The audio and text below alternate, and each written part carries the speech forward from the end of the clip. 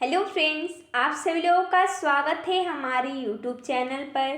तो आज हम देखेंगे कक्षा 5 का वाटिका हिंदी यूपी बोर्ड का पाठ 4। पाठ का नाम है सरिता।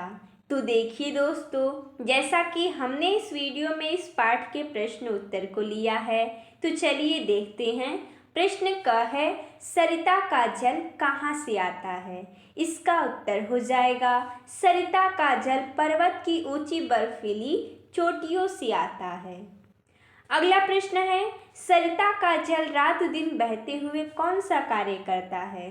इसका उत्तर हो जाएगा, सरिता का जल रात दिन बहते हुए पृथ्वी के धरातल को धोता रहता है।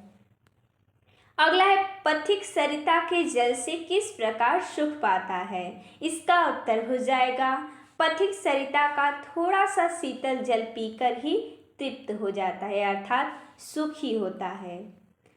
अगला प्रश्न है, कवि ने जननी के अंतस्थल को कोमल क्यों कहा है? इसका उत्तर हो जाएगा, धरती के भीतरी भाग अर्थात हृदय में जल के स्रोत बहते हैं, अतः कवि ने जननी के अंतस्थल को कोमल कहा है।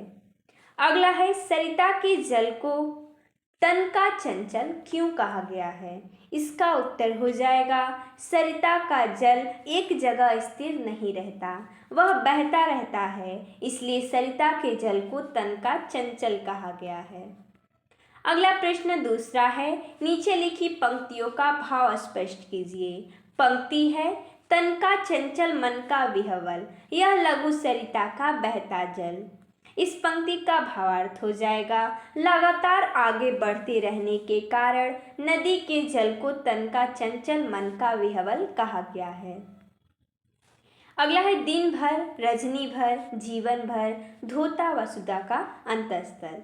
इसका भावार्थ हो जाएगा, दिन रात सारा जीवन धरती माता का हृदय धोता रहता है।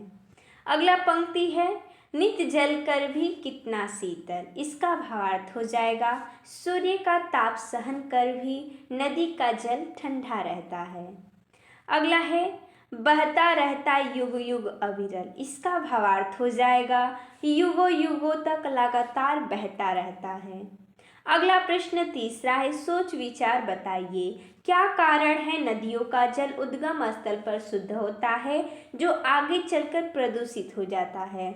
जैसा कि हमने इसका कारण लिखा है कि नदियाँ जहाँ से निकलती हैं वहाँ जनजीवन नहीं होता है, बल्कि प्रकृति अपने स्वच्छतम रूप में रहती है। लेकिन आगे चलकर जब नदियाँ मैदानी भागों में आती हैं तो मनुष्य और अन्य प्राणियों के कार्यकलापों द्वारा नदी का जल प्रदूषित हो जाता है।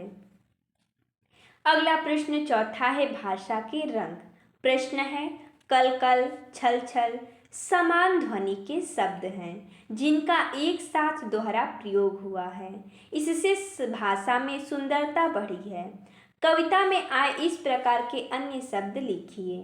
जैसा कि हमने यहाँ पर लिखा है अन्य शब्द, पिघल पिघल, निकल निकल, कर कर, कंकर कंकर, युग युग, उतर उतर, गिर गिर।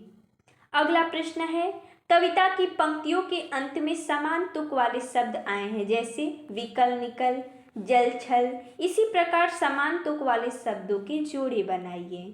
जैसा कि हमने यहाँ पर बनाया है, उतर उतर चट्टानों पर, जल जीवन भर अंतस्थल बहता जल, पिघल विमल विह्वल जल, वस्तस्थल अंतस्थल, करुणा जल अविरल, निर्मल बहता जल। अगला एक, कविता में सरिता के जल के लिए अनेक विशेषण शब्दों का प्रयोग हुआ है, जैसे शीतल, निर्मल आदि। ऐसे ही 5 और विशेषण शब्दों को कविता से ढूंढकर लिखिए। जैसा कि हमने यहाँ पर लिखा है, विमल, करुण, मृदु, कोमल और वत्सल।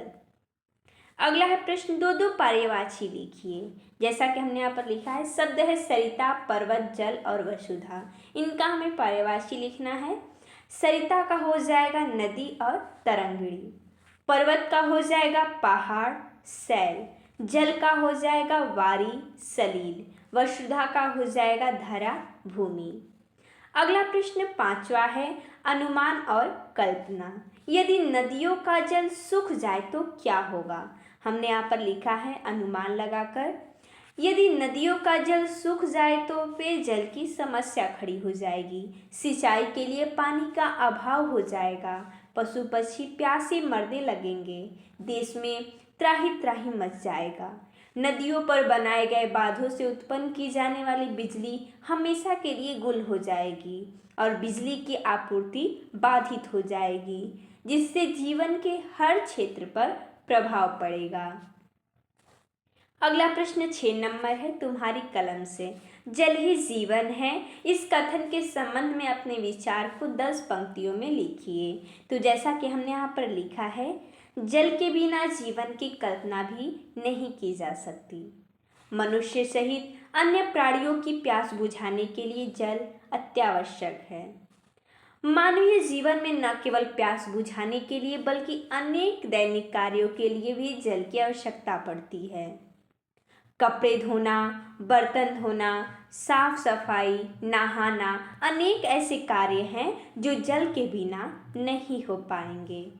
उद्योगों के लिए भी जल बहुत आवश्यक है और खेती तो जल के बिना हो ही नहीं सकती।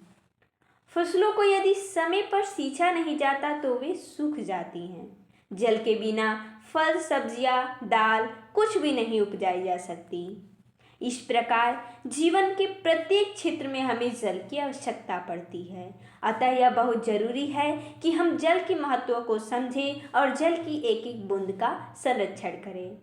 जल कभी भी व्यर्थ न बहाएं ताकि भविष्य में हमें या हमारी आने वाली पीढ़ी को जल का संकट का सामना न करना पड़े। अगला प्रश्न है आप करने की बारी। कविता का अभ्यास कर प्रभावपूर्ण ढंग से कक्षा में सुनाइए। तो आप ये स्वयं कीजिएगा। और दिया गया है कि पहाड़ से निकलती हुई नदी का चित्र बनाइए। तो आप चित्र को बनाइएगा। अपने क्षेत्र में बहने वाली नदियों के नाम लिखिएगा। तो ये भी आप स्वयं कीजिएगा। जैसे कि हमारे क्षेत्र में बहने वाली नदी का नाम है गंगा। तो आपके क्षेत्र में कौन सी नदियाँ बहती है उसका नाम आपको लिख देना है यहाँ पर। तो देखिए दोस्तों, जैसा कि हमने इस वीडियो में इस पाठ का प्रश्न उत्तर लिया था, तो मिलते हैं तब तक के लिए धन्यवाद दोस्तों।